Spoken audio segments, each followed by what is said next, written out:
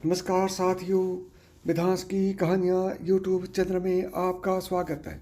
आज मैं आपको बताऊंगा भीष्म पितामह ने कौन सा पाप किया था जिसके कारण उनको बाणों की सजा मिली थी या कोई और कारण था।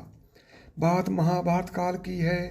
महाभारत के युद्ध में जो कुरुक्षेत्र के मैदान में हुआ, जिसमें 18 अक्षौहिणी सेना मारी गई।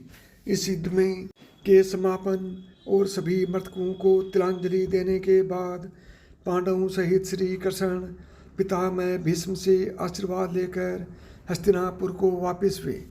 तब श्री कृष्ण को रोककर पितामह ने श्री कृष्ण से पूछ ही लिया, मधुसूदन, मेरे कौन से कर्म का फल है जो मैं सरसैया पर पड़ा हुआ हूँ। यह बात सुनकर मधुसूदन मुस्कुराए और पितामह भीष्म से पूछा, पितामह, आपको कुछ पूर्व जन्मों का ज्ञान है? इस पर पितामह ने कहा, हाँ श्री कृष्ण, मुझे अपने 100 पूर्व जन्मों का ज्ञान है कि मैंने किसी व्यक्ति का कभी अहित नहीं किया। इस पर श्री कृष्ण मुस्कुराए और बोले, पितामह, आपने ठीक कहा है कि आपने कभी किसी को कष्ट नहीं दिया, लेकिन 101वें पूर्व जन्म में आज की तरह तुमने तब भी राजवंश में जन्म लिया था और अपने पुण्य कर्मों से बार बार राजवंश में जन्म लेते रहे। लेकिन उस जन्म में जब तुम युवराज थे, तब एक बार आप शिकार खेलकर जंगल से निकल रहे थे। तभी आपके घोड़े के अग्रभाग पर एक कैरकंटा एक वृक्ष से नीचे गिरा। आपने अपने बाण से उठाकर उसे पीठ के पीछे फेंक दिया।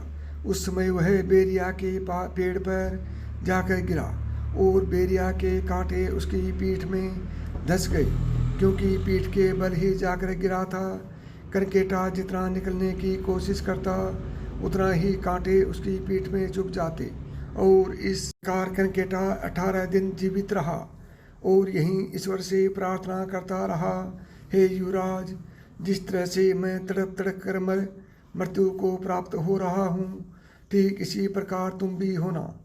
तो हे पितामह भीष्म, तुम्हारे पुण्य कर्मों की वजह से आज तक तुम पर केटा का श्राप लागू नहीं हो पाया। लेकिन हस्तिनापुर की राजसभा में द्रौपदी का चीरहरण होता रहा और आप मूक दर्शक बनकर देखते रहे, जबकि आप सक्षम थे उस अबला पर अत्याचार रोकने में। लेकिन आपने दुर्योधन और दुशासन को नहीं रोका। इस कारण पितामह आपके सारे पुण्य कर्म क्षीण हो गए और करकेटा का श्राप आप पर लागू हो गया। अतः पितामह, प्रत्येक मनुष्य को अपने कर्मों का फल कभी न कभी तो भोगना ही पड़ेगा। प्रकृति सर्वोपरि है, इसका न्याय सर्वोपरि है और प्रिय है। इसलिए पृथ्वी पर निवास करने वाला प्रत्येक प्राणी व जीव जंतु को भी भोगना पड़ता है और कर्मों के ही अनुसार ही जन्म होता है। साथियों, यदि आपको यह कहानी पसंद आई हो तो मिधांस की कहानियाँ यूट्यूब चैनल को सब्सक्राइब करें। नमस्कार दोस्तों, जय श्री कृष्ण।